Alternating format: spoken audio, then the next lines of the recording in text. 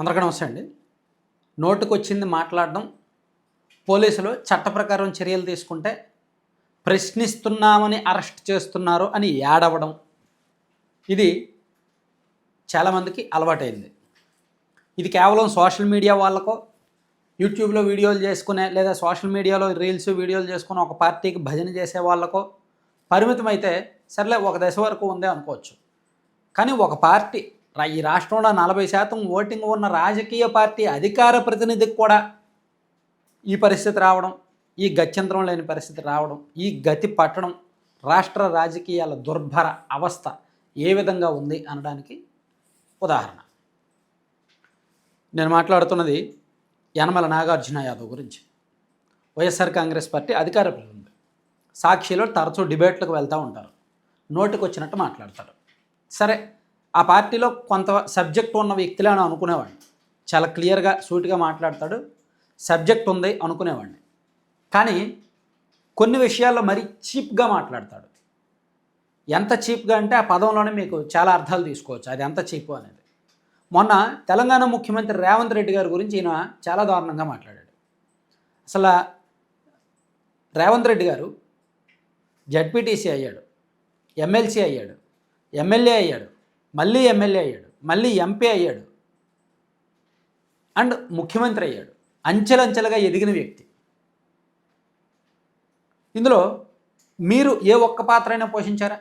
నాగార్జున యాదవ్ గారు ఇన్ని మాటలు అన్నారా ఆయన్ని? ఒకసారి ఆయన ఏమన్నారో విందాం. జొమాటో స్విగ్గీ డెలివరీ బాయ్ గురించి మాట్లాడుతున్నారు.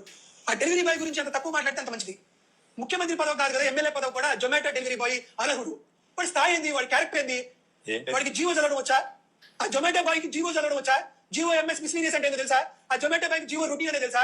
భారతదేశంలో ఉన్నటువంటి అత్యంత దారుణమైనటువంటి సంఘటనలో ఆ జొమాటో బాయ్ అనేవాడు ముఖ్యమంత్రి అయ్యాడు, కానీ లేకపోతే ఆ డెలివరీ బాయ్ ముఖ్యమంత్రి. ఆ డెలివరీ బాయ్ వచ్చి అప్పులు ఎత్తుకెళ్ళిపోయేటువంటి డెలివరీ బాయ్ వచ్చి ఎవరు డెలివరీ బాయ్ ఉభయ తెలుగు రాష్ట్రాల్లో తెలుసండి. డెలివరీ బాయ్ వచ్చి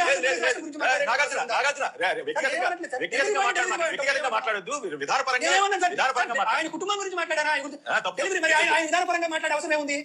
కాంగ్రెస్ పార్టీ గెలిచిందా? జొమాటో డెలివరీ బాయ్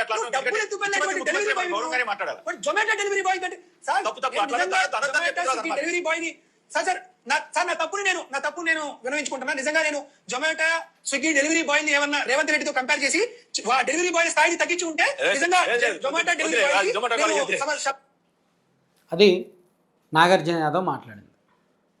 అసలు రేవంత్ రెడ్డి గారు చేసిన పదవుల్లో ఏ ఒక్క పదవి నేను చేశాడా? అట్లీస్ట్ నేను సర్పంచ్గా ఎంపీటీసీగా పోటీ చేసి గెలిచాడు ఎప్పుడైనా? ఒక ప్రజాప్రతినిధిగా అవ్వడం ఎంత కష్టమో ఎందుకు తెలుసా? జొమాటో డెలివరీ బాయ్ ఆయన ఎందుకు ఆ మాట అన్నాడో కూడా అర్థం చేసుకోగలం.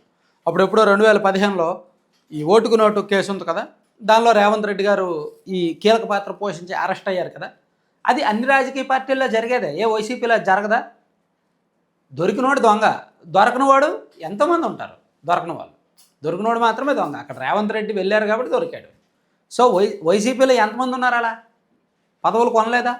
2019లో వైసీపీ అధికారంలోకి వచ్చాక చాలామంది ఎమ్మెల్యేలను మీ పార్టీలో ఎలా చేర్చుకున్నారు? చాలామంది టీడీపీ ఎమ్మెల్సీలను మీ పార్టీలో ఎలా చేర్చుకున్నారు? డబ్బులు ఆఫర్ చూసి కదా, వాళ్ళకి డబ్బులు ఇచ్చి కదా. ఇలా చెప్పుకుంటూ వెళ్తే చాలామందికి చెప్పాలి. సో రాజకీయాల్లో ఇవన్నీ సహజం.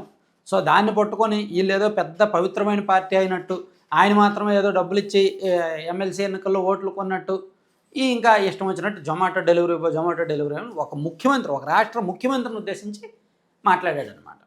అసలు ఆయన స్థాయి ఏంటి మాట్లాడడానికి? ఆయన పడిన కష్టం ఏంటి? అసలు షార్ట్కట్లో ఆయన ఏమి ముఖ్యమంత్రి అవ్వాలా, లేదా వారసత్వంగా ఏమి ముఖ్యమంత్రి పదవి రాలా రేవంత్ రెడ్డి గారికి.